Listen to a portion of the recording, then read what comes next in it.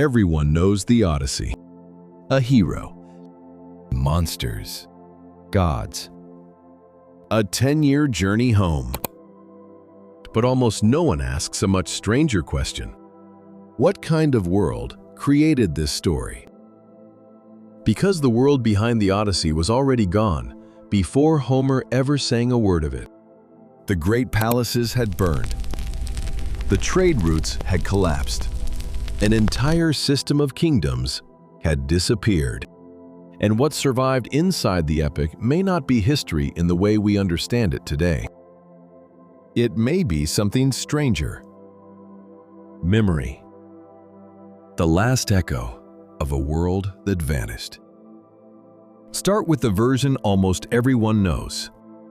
A king named Odysseus spends 10 years fighting the Trojan War, then another 10 years trying to get home to Ithaca. He blinds a Cyclops. He outlasts the Sirens. He angers the god of the sea. And he finally walks back into a house where his wife has waited 2 decades. That's the story. And somehow, it has survived for nearly 3,000 years. But here's the part most retellings leave out. The Odyssey was composed centuries after the world it describes had already changed beyond recognition.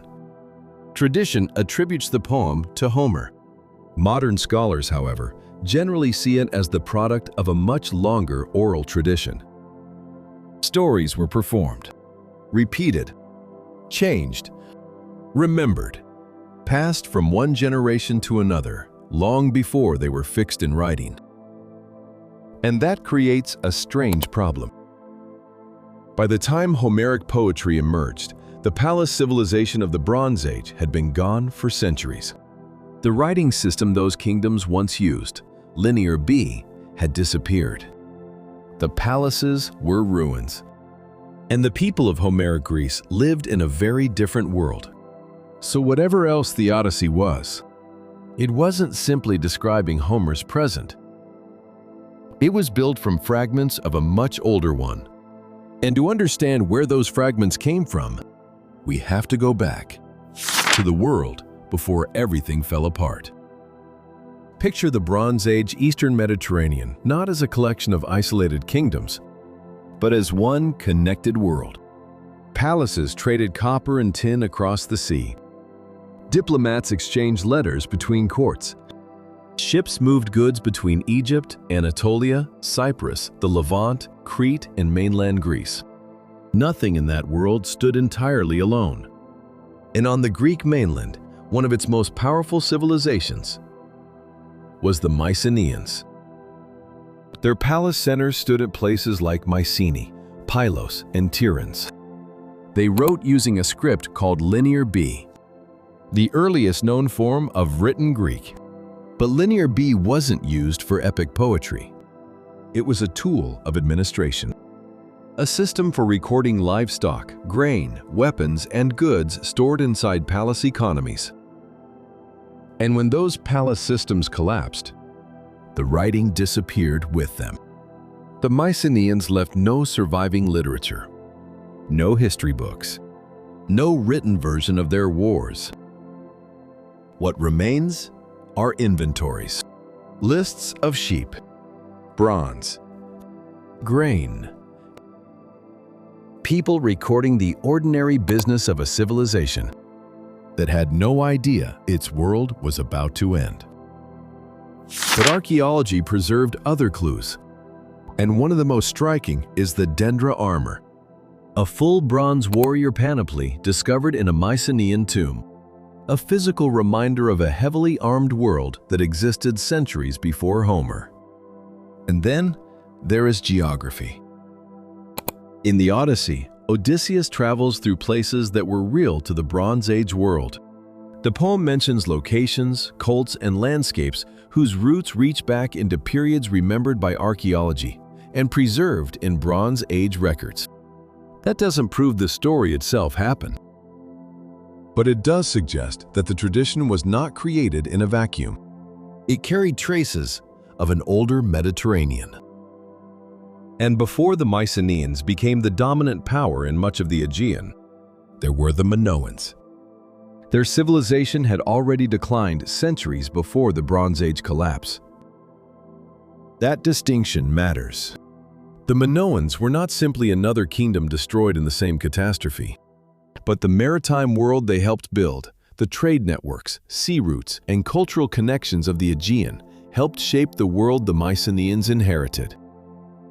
So the Odyssey emerges from a Mediterranean already layered with older civilizations. Civilizations that had risen, changed, and in some cases, disappeared long before Homer was born. And then came the collapse that destroyed much of what remained. The Mycenaeans weren't alone. Across the Aegean stood one of the great powers of the Bronze Age, the Hittite Empire. Its capital was Hattusa in what is now central Turkey. And unlike the Mycenaeans, the Hittites left behind enormous written archives. Those records contain names that make the world behind Homer much harder to dismiss as pure invention. One of them is Wilusa. Most scholars identify Wilusa with the region of Troy. Another is Ahiawa, a name widely associated with the Mycenaean Greeks. These identifications are strong scholarly interpretations, not mathematical certainties. But the evidence is compelling. Hittite records describe political conflicts involving Wilusa and refer to Ahiawa as a powerful force across the sea. One document, the Tawagalawa letter, refers to an earlier dispute involving Wilusa and Ahiawa. And suddenly, the world behind the Trojan War no longer exists only inside Greek poetry. It appears in the diplomatic records of another empire. An empire that never read Homer. An empire that had no reason to invent Odysseus. Think about what that means. A poem composed centuries later preserved a world whose place names and political powers also appear independently in Bronze Age archives. That doesn't prove Odysseus was real. It doesn't prove the Trojan War happened exactly as Homer described it. But it does show something remarkable. The world behind the myth had a historical paper trail. And then, within only a few generations, that world began to come apart. Between roughly 1200 and 1150 BCE, the Eastern Mediterranean experienced one of the most dramatic periods of societal collapse in ancient history. Cities burned. Kingdoms disappeared. Trade networks broke apart. Populations declined. And in much of the Greek world, the palace writing system vanished. Modern scholars no longer look for one single cause. The evidence points instead to a chain of overlapping crises. Climate stress, drought, migration, population movement, trade disruption, warfare, political instability, perhaps earthquakes, perhaps internal rebellion. A system that had become deeply connected may also have become deeply vulnerable. When one part failed, others followed. For decades, one name became closely associated with the catastrophe: the Sea Peoples. Egyptian records describe groups arriving by sea during this period and record battles against them. But who exactly they were remains uncertain. They may not have been one unified people. They may have included raiders, migrants, displaced populations, or several different groups moving through a Mediterranean that was already collapsing. And that's important.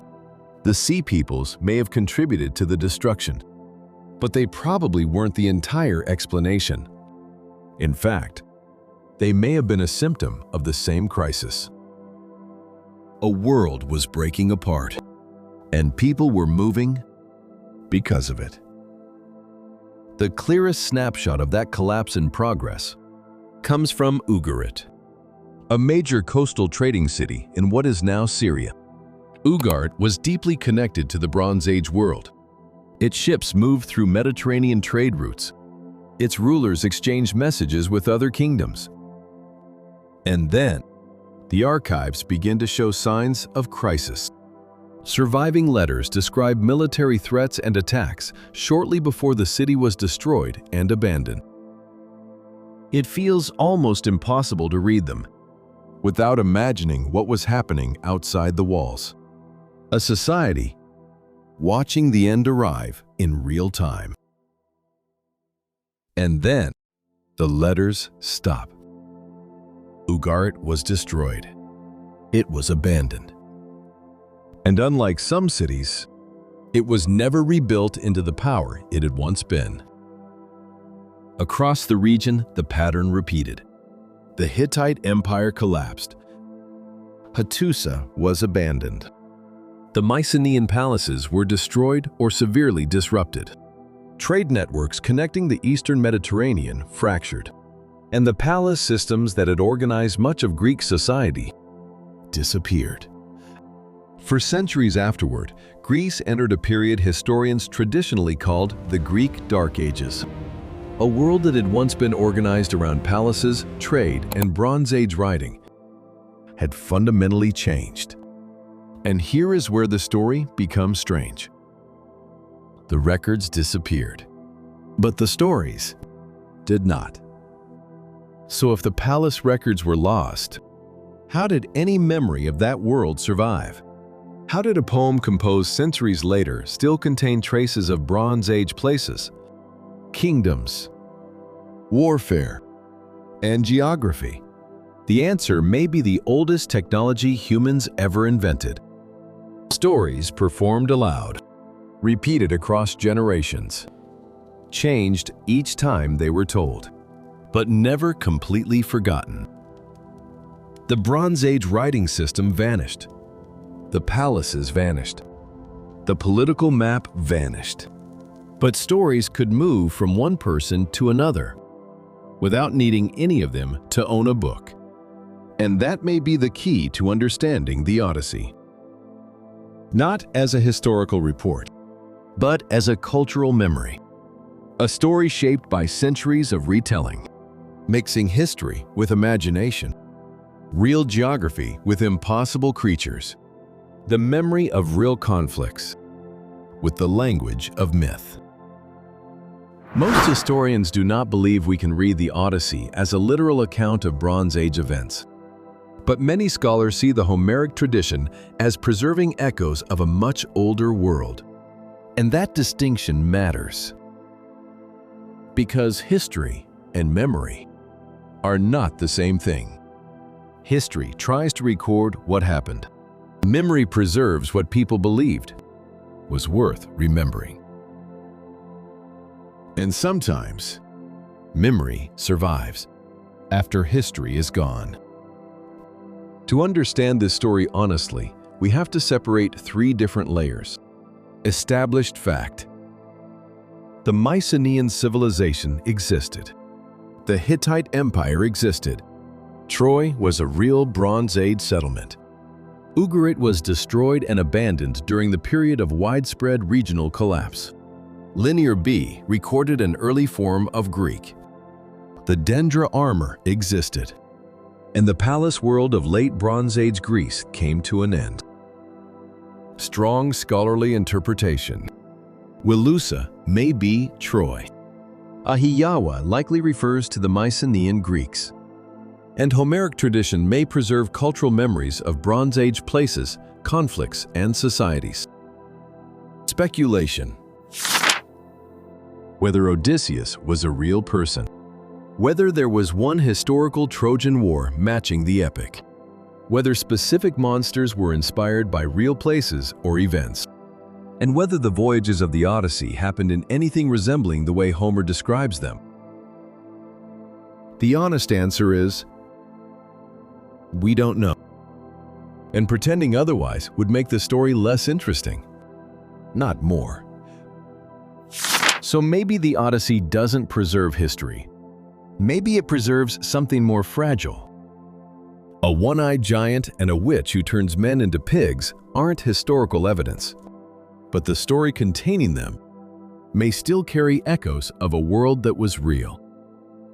A world of palaces, bronze armor, ships crossing dangerous seas, kingdoms fighting over distant cities.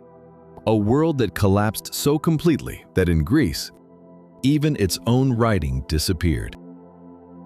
And for centuries, the people who came after had no palace archives left to explain what had happened.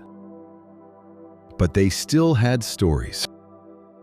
Maybe that's why the Odyssey survived, because stories can outlive the civilizations that create them. Maybe it was never just the story of one man's journey home. Maybe it was the final echo of a civilization that never came home. And if a civilization can disappear, while its stories survive for thousands of years, then a much harder question remains. What else have we been calling myth that might really be memory? If you want more deep dives built on primary sources instead of easy answers, subscribe to The Last Footnote.